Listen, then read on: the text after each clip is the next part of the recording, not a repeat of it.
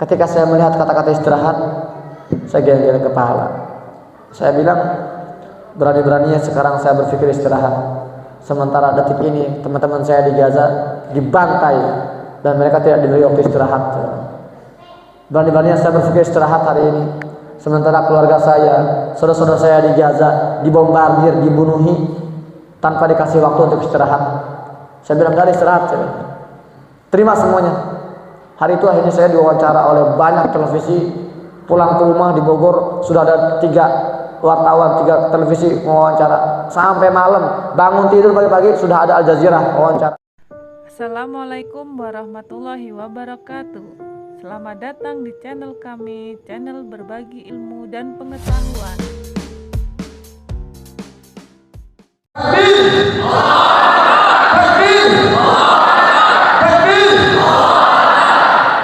Penyayang takbirnya Allah. Nah tuh kayak ini perlu takbir kayak gini jadi ada ngomong, aduh ketawa kan itu. Itu masih gini tuh semangat orang tua. Baru takbir aja kalau masih mau jadi perang ya. Tidur di dalam perang ini. Coba siapa yang keras? Takbir! Alhamdulillah wa kafa. Wassalatu wassalamu ala nabiyil mustafa wa ala alihi wa ashabihi wa man tabi'ahu bi ihsan ila yaumil qiyamah. Masya Allah, wa la masyaallah la hawla wa la quwwata illa billah. Rabbi shrah li sadri wa yassir li amri wahlul 'uqdatam min lisani yafqahu qawli. Rabbana zidna 'ilma. Alhamdulillah, senang sekali malam hari ini saya bisa membersamai para sesepuh, anak-anak muda, ibu-ibu, mbak-mbak, para mujahidin dan mujahidah, para pejuang-pejuang pembebas Masjidil Aqsa insyaallah. Semoga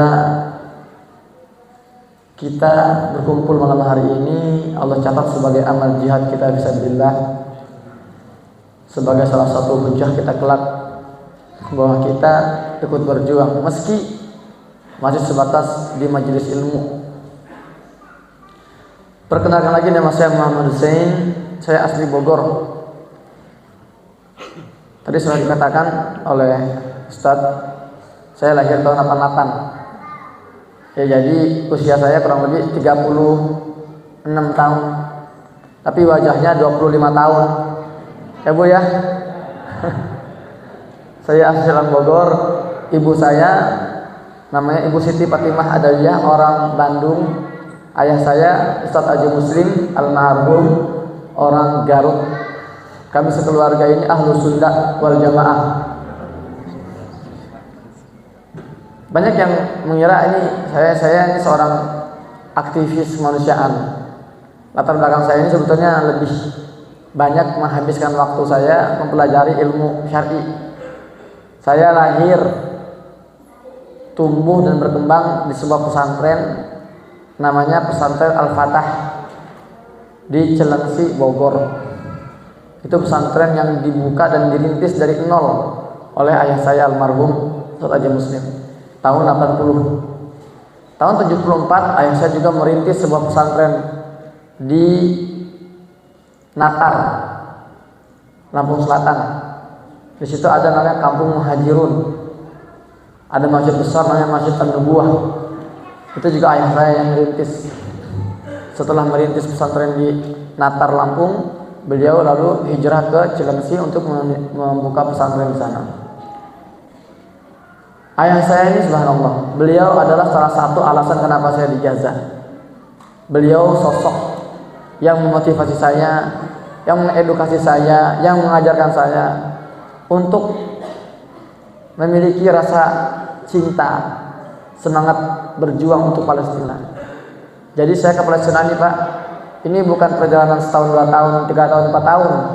Memang dari sejak masih janin itu ayah saya sudah sangat menginginkan satu dari anak-anaknya untuk bisa berjuang untuk Masjidil Aqsa. Ayah saya anaknya nggak banyak Bu, cuma 16. Ayah saya ini orang yang paling sabar yang pernah saya temui. Paling bijak luar biasa. Ayah saya ini orang yang humoris, sabar, bijak, humoris. Maka wajar ayah saya ini punya istri 2. Iya. Dari istri pertama anaknya 9. Istri kedua anaknya 7. Maka ayah saya ini mungkin kurang memahami ketika pemerintah itu mencanangkan program KB. Ayah saya mengiyakan. KB dikira keluarga besar, bukan keluarga berencana. Ya, maka ya udah dibesarkan keluarganya, alhamdulillah. Dari kecil saya menganalisa, saya memantau sikap ayah saya. Ayah saya ini masya Allah, masa mudanya beliau ini jawara silat, pimpinan Banser di Garut ketika masa-masa tahun 60-an. Tapi luar biasa, ayah saya ini orangnya sangat jago dalam mengontrol emosi. Jarang sekali marah. Jarang sekali saya melihat ayah saya itu marah. Kapan ayah saya marah? Kalau beliau pulang dari masjid habis sholat isya, kemudian duduk di depan televisi, cetrek nonton TVRI, Dunia Dalam Berita Internasional, muncul wajahnya Benyamin Netanyahu. Itu marah ya. Siapa Benyamin Netanyahu? Itu Perdana Menteri Israel. Atau muncul misalnya mukanya Ariel Sharon. Itu Perdana Menteri Israel sebelum Netanyahu. Marah itu. Mata itu merah, giginya itu gemertek. Gigi gerahamnya itu. Di sini ada orang Sunda gak? Ada ya. Bapak saya sering nyebut jurik atah. Netanyahu si jurik atah di dalam. Nah, dari situ saya mau pelajari satu hal. Ayah saya ini, Bu, Pak, kalau ada orang yang menggunjing, memfitnah, memprovokasi, ayah saya nggak pernah emosi, nggak pernah dibalas dengan gunjingan atau fitnah, enggak. Ayah saya senyum aja. Kalau ada orang-orang kampungnya atau orang suatu desanya itu memusuhi dia, nggak pernah dimusuhi balik. Selalu mengatakan, ya, dia mah saudara kita, sesama muslim, sesama desa satu kampung, ngapain dimusuhi? Mungkin dia sedang khilaf. Jadi tenang banget hidupnya tuh. Kapan dia tuh menyebut musuh dia? Kalau bicara Palestina, musuh kita tuh Netanyahu, itu musuh kita. Ini pelajaran pertama yang ayah saya berikan kepada saya. Karena ini juga masalah terbesar umat Islam hari ini. Kita umat Islam hari ini harus mengakui, pahit tapi harus kita akui, kita ini masih sering memporsir tenaga kita, menguras energi kita untuk memusuhi mereka yang nggak pantas kita musuhi. Betul Pak ya? Beda mazhab musuhan, satu mazhab beda ormas musuhan, satu ormas nih beda partai politik musuhan lagi, satu partai politik beda calon legislatif atau calon dewan musuhan lagi, satu calon dewan beda klub sepak bola musuhan lagi. Astagfirullah. Jadi kita ini banyak memusuhi mereka yang nggak pantas kita musuhi. Jadi kita terkuras tenaga kita, pikiran kita, energi kita terbuang sia-sia. Maka dari itu, dari kecil saya juga sudah terbiasa dengan seperti itu. Saya juga sudah terbawa dengan tarbiyahnya ayah saya. Jadi saya banyak fitnahan, banyak hater, banyak orang yang menggunjing, nggak pernah saya tanggapi. Bagi saya ini sahabat saya, ini sejahat-jahatnya dia, ini sesama muslim gitu loh. Selama dia belum bermain tangan gitu kan, selama dia tidak menghina Allah dan Rasul dan agama kita, kalau dia hanya menyerang personal saya nggak akan marah. Ngapain kita harus ya baper gitu ya, emosi. Kan gitu sekarang kita tuh, gibahin, gibah balik. Capek hidup itu. Nah, dari kecil ayah saya ini selalu mengedukasi saya bahwa ada teman-teman kamu di Palestina yang membutuhkan pertolongan kamu, yang sedang menunggu perjuangan kamu di sana. Jadi dari kecil itu saya ditanamkan kecintaan tentang Palestina, hadis-hadis tentang Baitul Maqdis, keutamaan bumi Syam, ayat-ayat Al-Quran tentang bumi Syam. Itu terus diajarkan tidak hanya oleh ayah saya, ibu saya, tapi juga oleh guru-guru saya di Al-Fatah itu Cilengsi. sampai tanggal saya lupa tepatnya tahun berapa, tapi sekitar tahun 2000-an ada seorang jurnalis dari Palestina datang ke masjid kami di Cilengsi.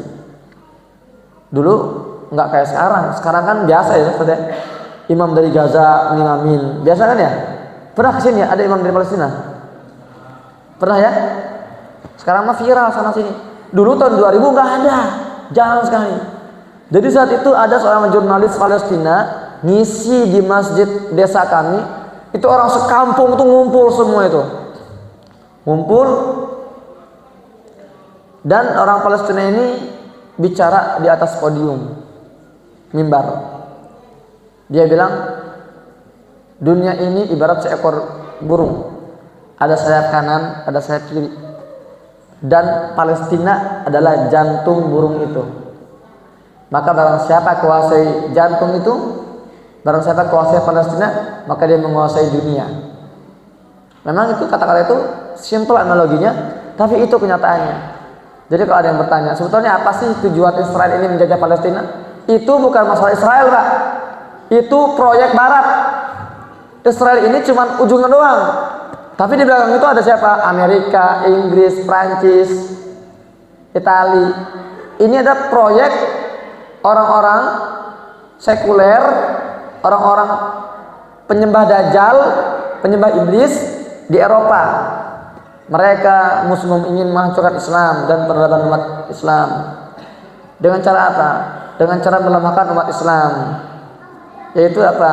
Mereka meletakkan sebuah kanker yang ada di tengah-tengah jantung dunia umat Islam, yaitu Palestina. Jadi ini bukan pertempuran antara Israel dan Palestina. Ini jelas adalah pertempuran antara hak dan batil, antara orang-orang Yahudi dan Nasara ekstremis melawan umat Islam kita. Maka yang diserang itu apa? Masjid Al-Aqsa. Itu adalah tujuan terakhir dari penguasaan Palestina. Mereka ingin menghancurkan Masjid Al-Aqsa, lalu dibangun lagi dalam bentuk kuil Yahudi, sinagog Yahudi. Jadi kita umat Islam hari ini keliru kalau kita masih memposisikan diri kita sebagai pihak yang peduli, solidaritas, seolah itu kita nggak terlibat di dalamnya. Kita ini bergerak hanya karena kasihan. Itu nggak pas itu. Kalau orang-orang Eropa non Muslim turun ke jalan-jalan, jutaan massa di Amerika, Inggris, Prancis menuntut agar genosida di Gaza itu berhenti, nah itu wajar.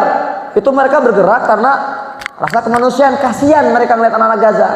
Tapi mereka nggak terlibat secara langsung. Kita umat Islam ini, kita ini korban langsung dari penjajahan Zionis. Jadi jangan kita merasa kita mah cuma bantu sekenanya aja lah, seadanya aja, nggak usah terlalu maksimal. Ini keliru. Ini artinya kita sudah terkena racun pemikiran narasi Barat. Palestina ini Pak, Bu, itu negerinya para nabi, kampung halaman para nabi. Nabi Ibrahim alaihissalam lahir di Irak. Ketika beliau dibakar oleh Namrud, selamat, Allah selamatkan.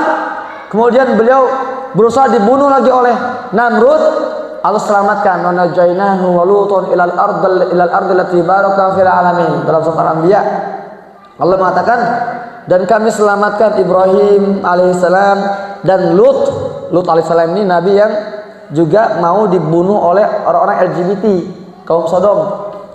Allah selamatkan keduanya ke sebuah negeri, al-ardil lati barakna fiha, negeri yang kami berkahi di dalamnya untuk seluruh alam semesta. Jadi Allah ngasih isyarat lah. Allah nggak pernah menyebut nama Palestina dalam Al-Quran, nggak ada Palestina dalam Al-Quran. Tapi ketika Allah ingin membahas Palestina, Allah gunakan narasi paling indah, alladzi barakna fiha. Dalam surat Al-Isra, subhanalladzi asra bi 'abdihi laila minal masjidil harami ilal masjidil aqsa alladzi barakna fiha lil alamin. Fiha alladzi barakna haulahu. 5 kali Allah sebutkan dalam surat Al-A'raf, dalam surat Al-Anbiya 2 kali, dalam surat Al-Maidah, dalam surat Al-Isra. Itu apa artinya?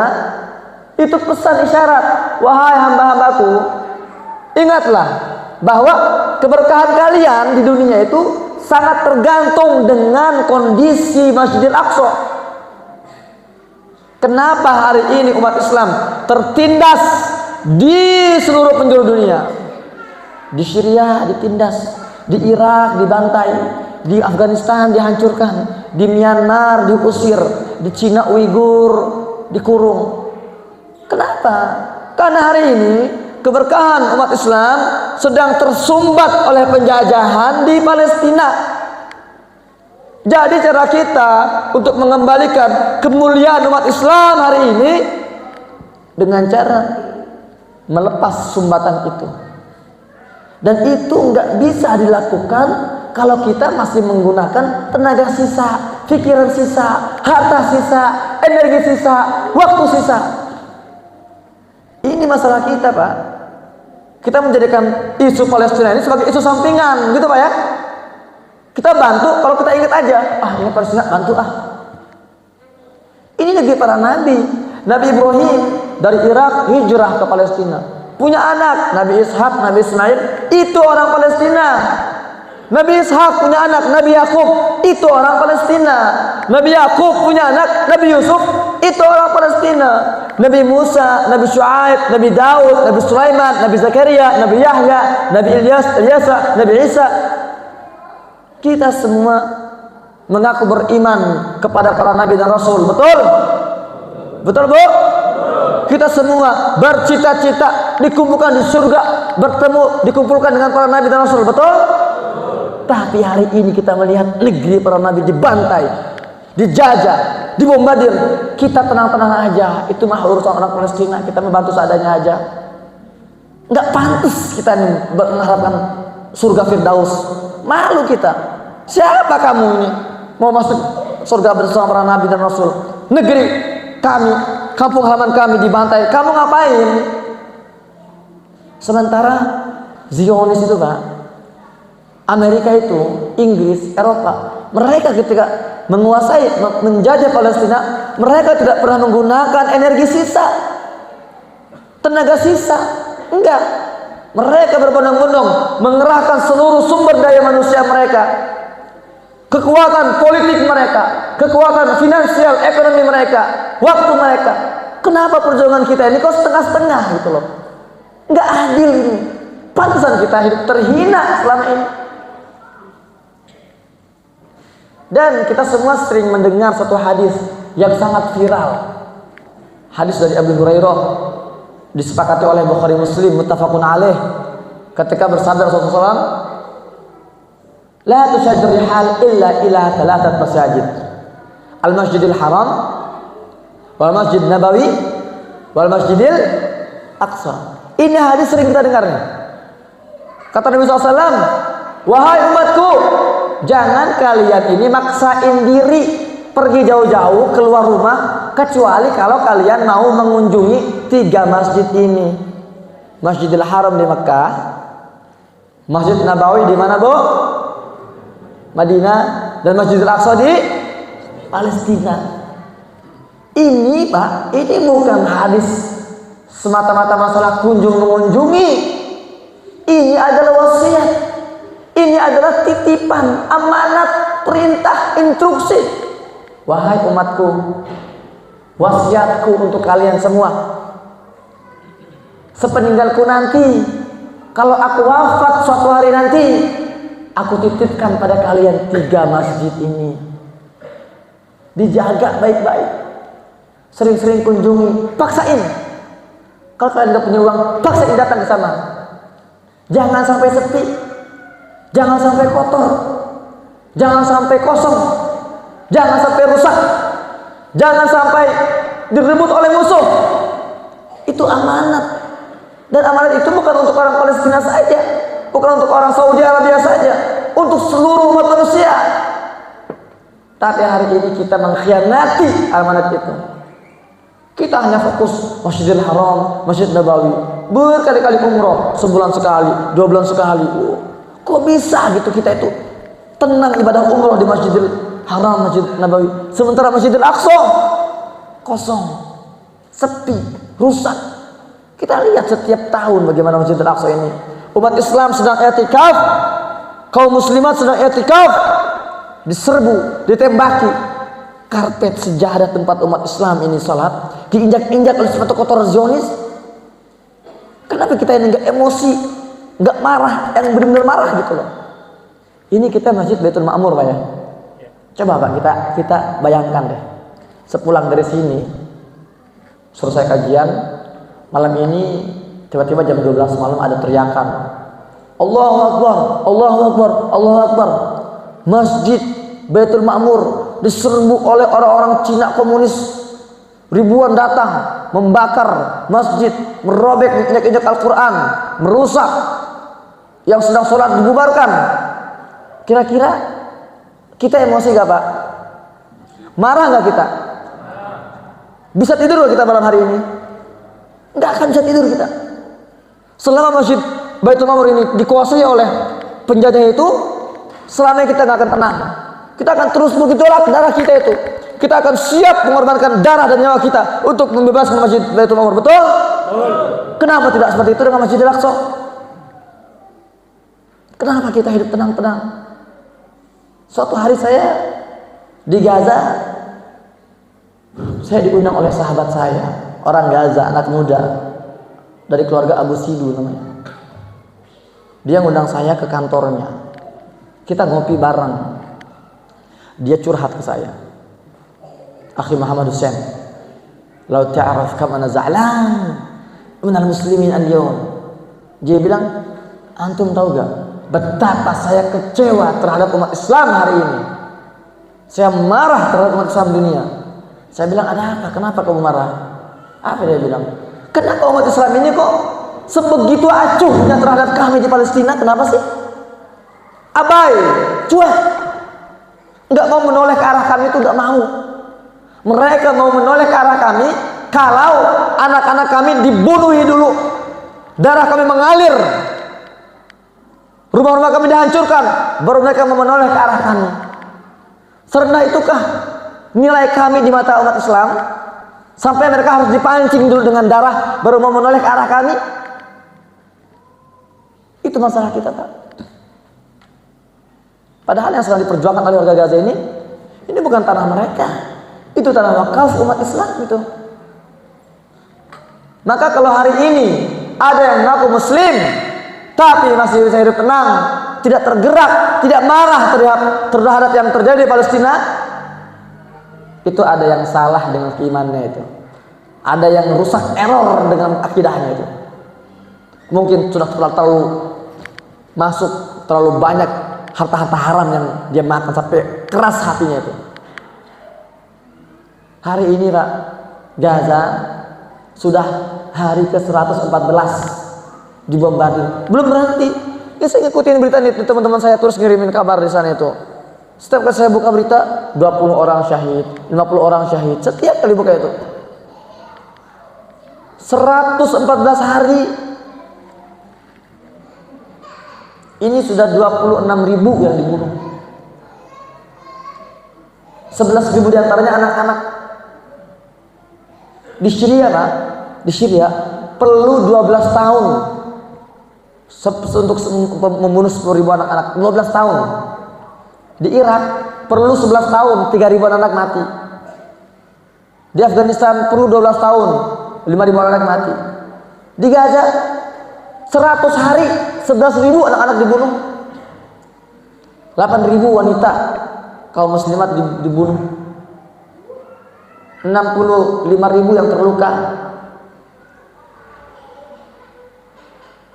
Dan saya mengatakan bahwa kita umat Islam, kita juga turut berkontribusi, bertanggung jawab terhadap pembantaian di Gaza hari ini. Karena kita selama ini nggak pernah serius memperjuangkan Palestina. Kita terlalu lalai, kita terlalu abai terhadap mereka. Maka ada darah anak Palestina tangan kita hari ini. Kalau angka 26.000 ini tidak bisa menggerakkan semangat jihad kita ini, maka apalagi yang bisa menggerakkan hati kita? Keras hati kita ini. Apa kita harus sekarang ke sana, ke Palestina, angkat senjata? Enggak. Nanti akan saya jelaskan kalau masih ada waktu. Jadi saya sejak kecil setelah ketika orang Palestina itu mengisi kajian di situ di masjid saya, kemudian dia memutar video dan foto-foto Palestina, pembantaian di Palestina, saya nangis-nangisnya. Usia saya sekitar 12 tahun saat itu. Saya nangis. Saya berdoa, ya Allah, saya berdoa, ya Allah, bawalah aku ke Palestina ya Allah suatu hari nanti. Saya ingin berjuang di sana ya Allah. Tapi saya sadar orang tua saya ini, ayah saya orang yang sangat sederhana. Tukang kayu, beliau juga guru kiai kampung, ngisi dari masjid ke masjid, nggak punya penghasilan tetap. Anak 16, saya nggak bisa mengandalkan finansial ayah saya untuk ke Gaza. Tapi saya nggak pernah suudzon sama Allah. Saya berpikir, ya Allah, Engkau maha kaya, mudah bagimu membawa saya ke Gaza. Mudah bagimu, mudah. Tes. Bismillah.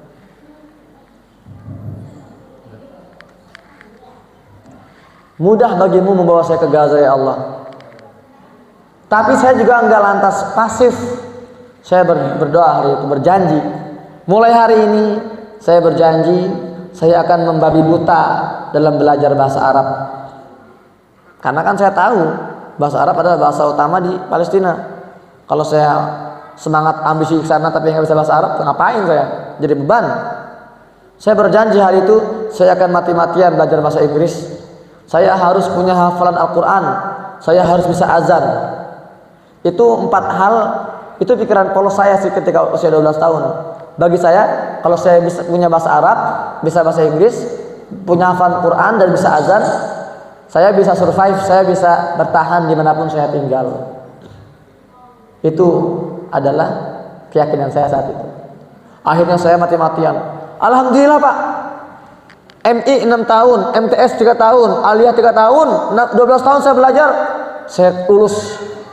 Aliyah, bahasa Arab saya hancur. Tapi bahasa Inggris saya berantakan. Bahasa Arab error, bahasa Inggris gak dapet. Hafalan Quran saya sedikit. Saya merenungi, kenapa ini ya? Ternyata kurikulum. Saya survei itu teman-teman saya itu.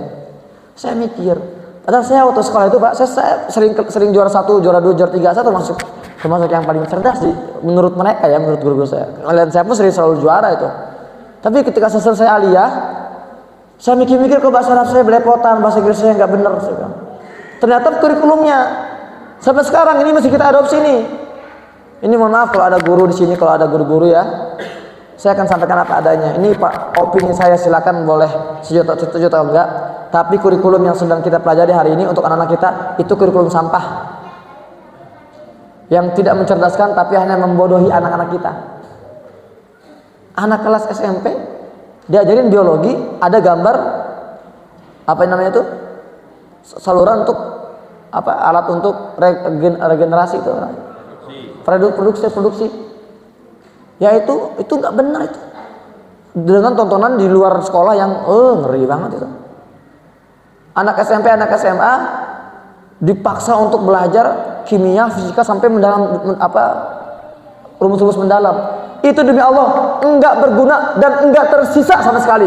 Ketika lulus, tanya, silakan Bapak yang punya anak lulus SMA, tanya, "Nak, kamu lulus SMA apa aja yang kamu pelajari?" Tanya gitu, Pak. Jangan jadi saya, itu ntar subjektif. Tanya, apa yang antum pelajari? Apa yang kamu pelajari selama sekolah 12 tahun? Disuruh hitung, Pak. Saya jamin dia hanya akan menyebut 4 hal. Saya bisa membaca, oke, bagus. Kemudian menulis, alhamdulillah. Kemudian apa? Berhitung, oke, lanjut. Berhenti tuh. Mana bahasa Inggrisnya? Nggak tahu ya. Mboten ngartos. Bahasa Arabnya gini, bahasa Arabnya nggak ada Pak. Berapa hafalan Qurannya? Hancur, cuma 30 juz, itu pun nggak semuanya. Terus apa yang kau pelajari 12 tahun? Kalau cuma belajar membaca, menulis, menghitung, enggak perlu 12 tahun. Sebulan juga selesai itu. Ya, dan itu masalah kita. Saya beberapa kali ketemu dengan beberapa kepala sekolah. Saya bilang, "Pak, menurut Bapak kata-kata saya benar apa salah?" "Benar, Mas." "Lah, terus kenapa masih dipertahankan?" "Karena kalau enggak pakai kurikulum ini, Mas, kita enggak dapat dana BOS." Aduh. Bantuan operasional sekolah gitu kan.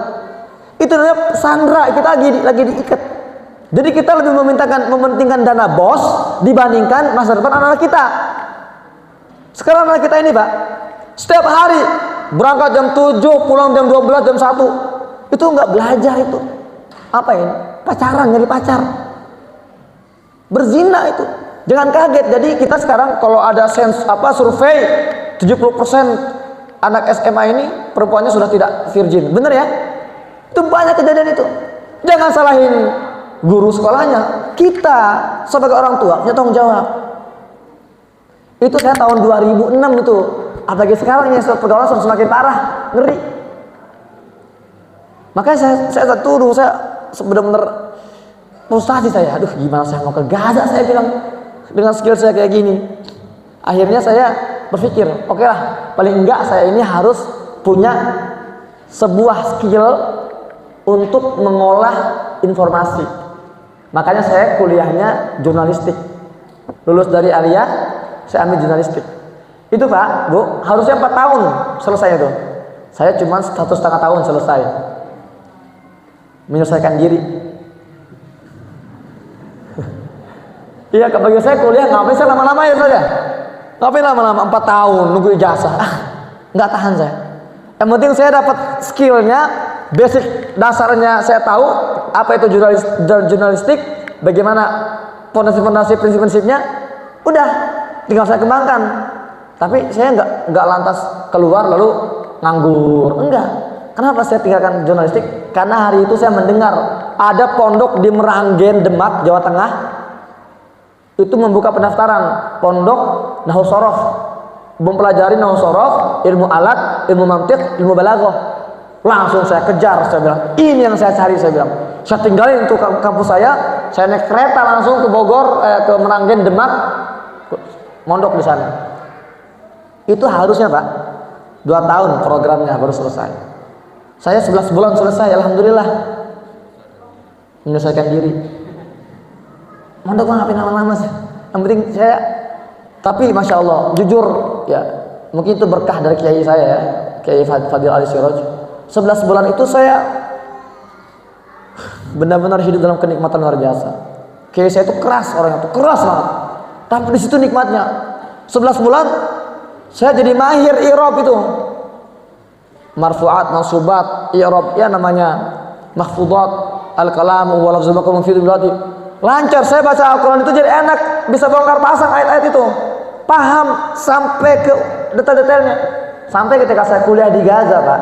2011 saya kuliah di Gaza, di kampus paling ternama di Gaza. Namanya Al-Jami'ah Al-Islamiyah Gaza, Islamic University of Gaza.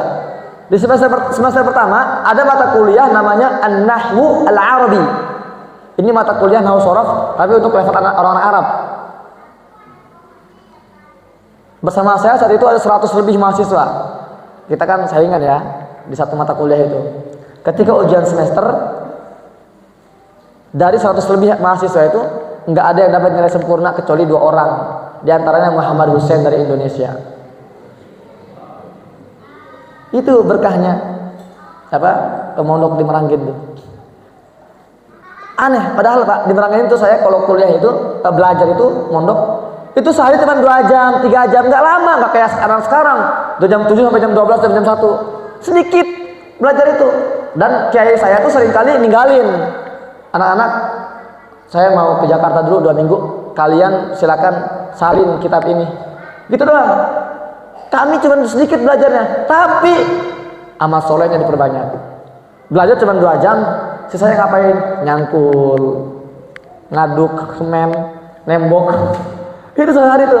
Kalau sudah selesai, ke kuburan yuk, bersihin kuburan, rumput. Tapi di situ berkatnya. Ini kunci Pak. Kalau anak ini mau cepat pinter, ngafal Al-Quran dia cepat lengket, nggak usah banyak-banyak belajarnya, perbanyak amal solehnya. Anak sekarang kan masalahnya apa? Sekolahnya banyak, belajarnya berjam-jam, gak ada amal solehnya. Pulang ke rumah main game, gitu kan, nongkrong. Gimana mau nempel itu? Gak usah lama-lama anak mah, suruh ngafal aja 1 hari 1 halaman 2 halaman itu aja udah. Bahasa Arab 5 kosakata per hari, hadis hafal setelahnya amal soleh.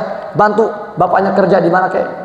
Jadi anak seperti itu nggak perlu kita bayar mahal-mahal, ya di sekolah buang-buang waktu, buang-buang tenaga.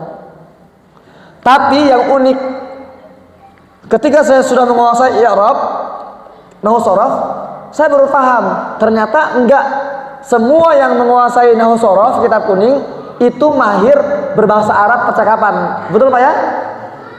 Itu masalahnya. Wah, saya bilang saya belum cukup nih. Akhirnya saya tinggalkan pondok saya itu, izin ke kiai saya mondok lagi di Megamendung, Bogor. Itu ada pondok namanya Ar-Rahman Quranic College. Pondok yang dirilis atau didirikan oleh Ustadz Bakhtiar Nasir UBN. Saya ini alumni pertama beliau. Itu harusnya 4 tahun itu programnya. Alhamdulillah 2 tahun selesai saya Pak. Menyelesaikan diri. Mondok apa selama-lama. Saya nggak pernah kepikiran, pokoknya saya mau mondok, dapat ijazah, antar saya bisa jadi ulama, ngajar sana sini gitu kan, bikin pondok, atau saya misalnya dipanggil sana sini untuk ngisi kajian-kajian, dapat uang dari setiap kajian. Enggak. Pikiran saya bagaimana saya membangun skill kemampuan saya, biar kalau Allah kirimkan saya ke Gaza, saya sudah siap. Itu dulu persiapan saya seperti itu. Alhamdulillah 2010 ada sebuah gerakan kemanusiaan, 120 aktivis kemanusiaan dari berbagai dunia ngumpul untuk melakukan perjalanan darat ke Gaza. Misinya apa? Menembus blokade Gaza. Keren banget. Jalurnya dari India, jalur darat ke Pakistan, ke Bangladesh, masuk ke Iran ke Turki, Syria, Libanon, Mesir, Gaza. Kabar itu sampai ke pondok saya di Cilengsi. Berkumpullah para sesepuh, para ulama di situ. Sepakat, kita akan mengirim 5 perwakilan dari kita. 4 orang sudah terpilih, 2 orang insinyur, 1 orang driver, 1 orang ustadz. Tinggal 1 orang lagi nih yang belum terpilih nih. Semua mata tertuju pada ayah saya. Saya Muslim. Ente kan anaknya banyak tuh 16. Satulah wakafin ke Gaza. Akhirnya ayah saya memilih saya untuk diwakafkan ke Gaza. Kamu siap ke Gaza? Siap, saya bilang. Oke, kita buat paspor ya. Alhamdulillah. 2010 kami berlima berangkat meninggalkan Indonesia. Siapa yang ngongkosin? Orang sekampung. Satu kampung patungan itu untuk berangkatin kami ke menuju Gaza. Alhamdulillah 2011 tanggal 5 Januari setelah kita keliling-keliling negara-negara tadi itu, kita tiba di Gaza. 2012 itu pengalaman pertama saya hidup dalam bombardir. Jadi kenapa Gaza yang dibombardir sih Pak? Kita kan tanya ya, kenapa sih Gaza dibombardir? Kok saya ke Yerusalem, ke Al-Aqsa nggak ada tuh jet-jet tempur bombardir, kenapa sih Gaza? Suatu hari seorang wartawan bertanya kepada Perdana Menteri Israel yang pertama, namanya David Ben Gurion. David Ben Gurion. Sekarang nama itu dijadikan bandara internasional Israel, namanya Bandara Ben Gurion. Kalau sekarang kan, kalau kita kan Soekarno Hatta gitu ya, itu memang sudah tradisi itu. Nah, ditanya oleh wartawan ini, Pak Perdana Menteri, saya mau tanya dong, itu saya lihat peta Israel kok dari hari ke hari semakin meluas wilayahnya ya, semakin melebar, membesar. Emang sebetulnya batas wilayah Israel itu semana sih? Apa jawaban Ben Gurion? Batas wilayah Israel, negara Israel itu sejauh yang bisa dijangkau oleh tentara kami. Jadi kalau tentara mereka bisa menjangkau Saudi Arabia, kena jajah itu Saudi Arabia itu.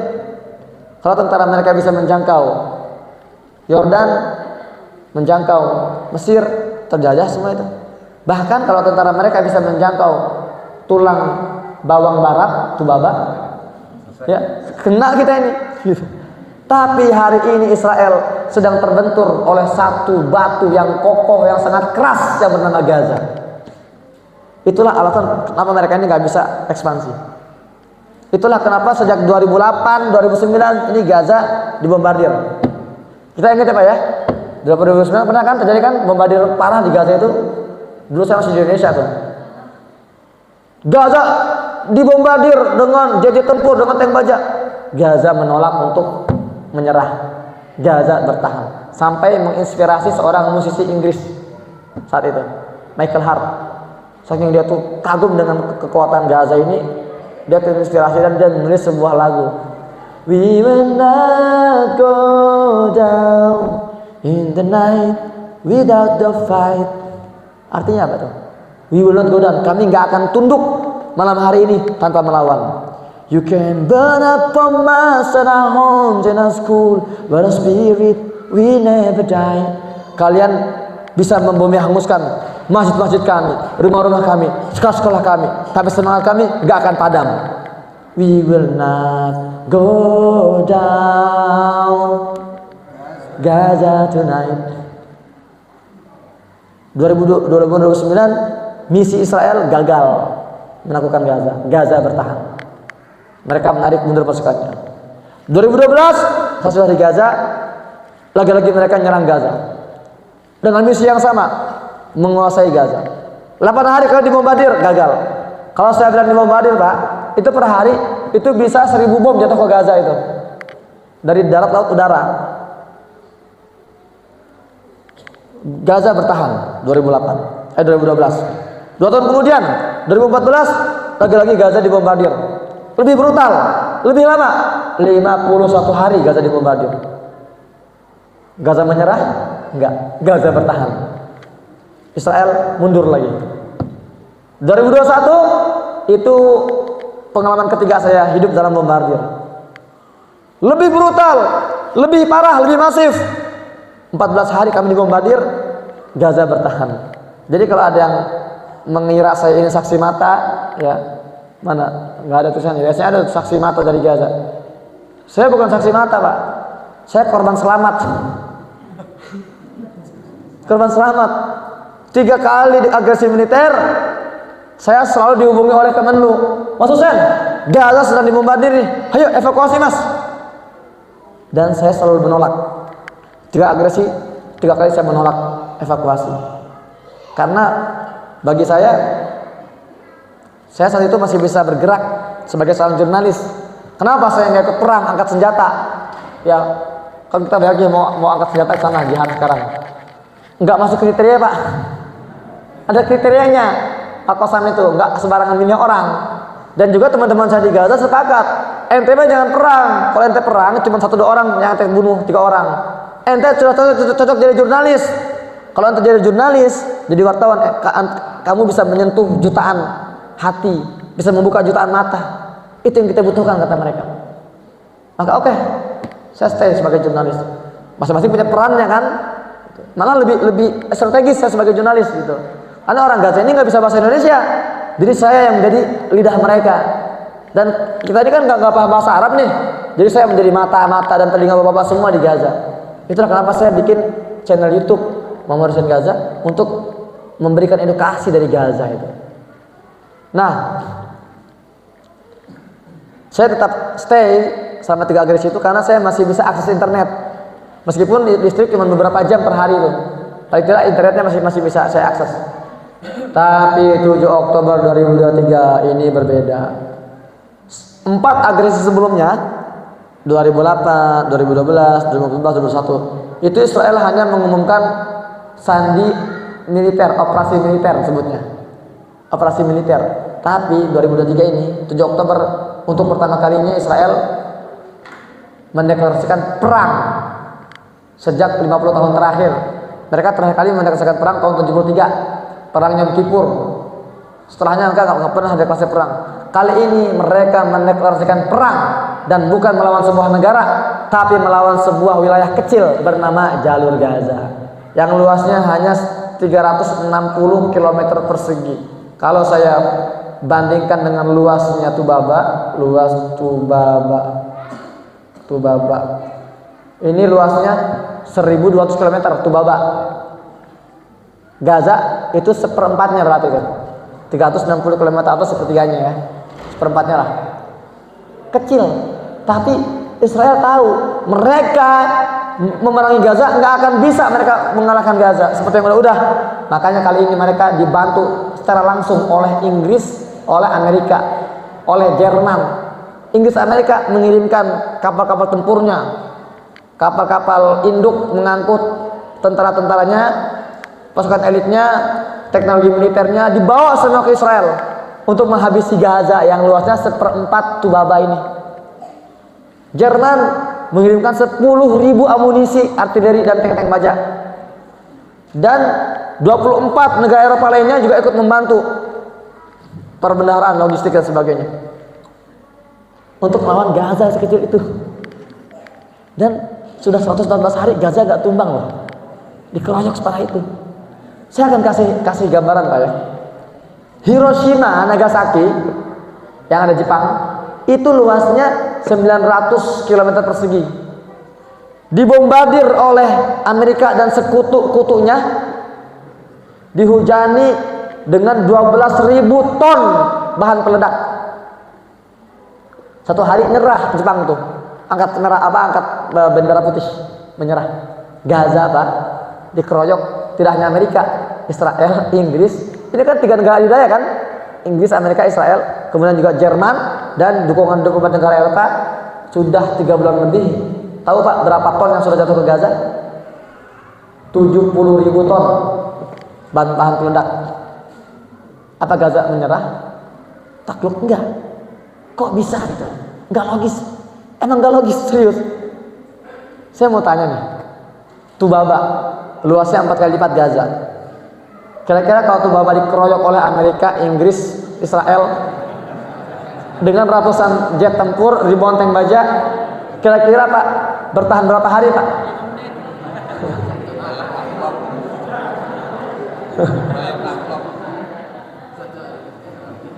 Bayangkan itu. Kalau Tubaba hidup selama ini hidup sejahtera, nggak diblokade kan? Gaza ini diblokade sejak 2006 loh. Apa itu diblokade? Dibatasi yang masuk, logistik itu dibatasi itu. Dan berkali-kali dibombardir itu. Kok bisa gitu bertahan? Nah ini sudah jam. Ini kita sampai jam berapa Ustaz?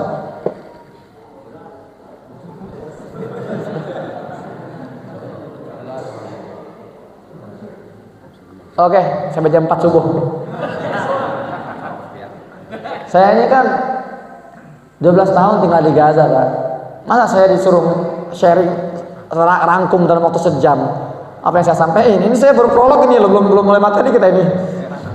Siap sampai jam 4? Siap Ibu? Siapa sampai jam 4 subuh?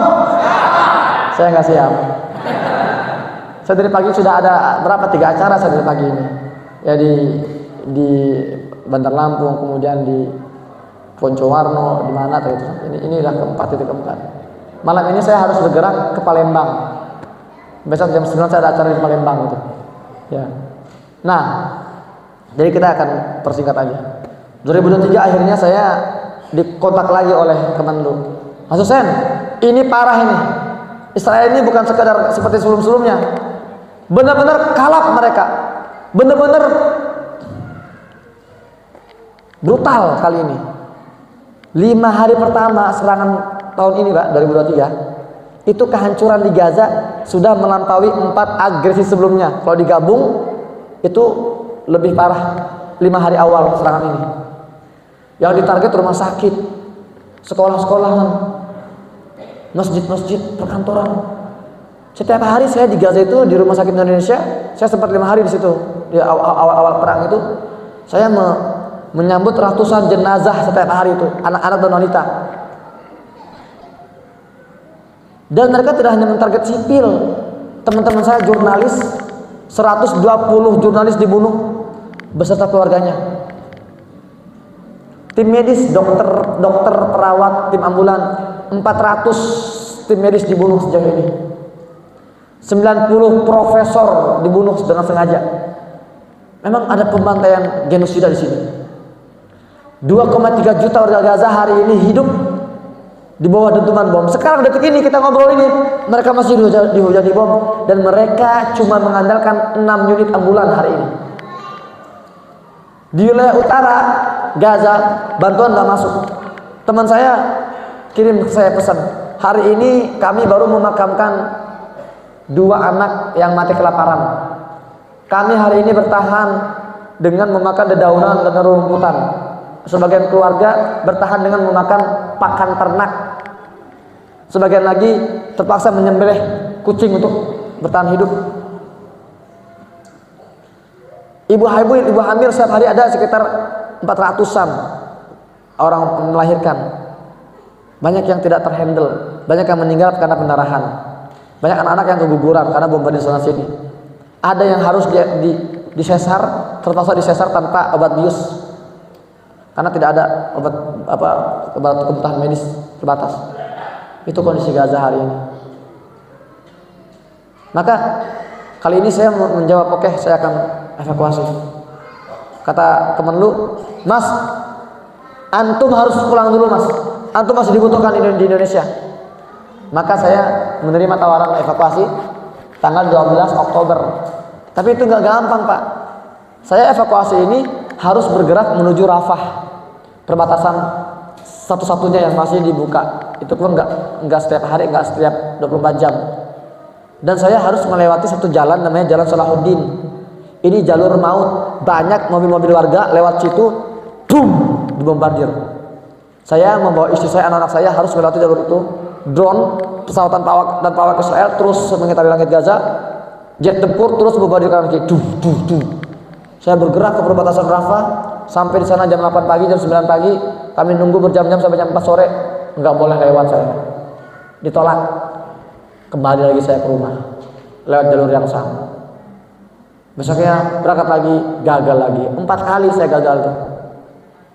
Akhirnya tanggal 12 November, setelah 35 hari kami merasakan hidup di bawah bombardir yang sangat brutal, akhirnya saya bisa keluar.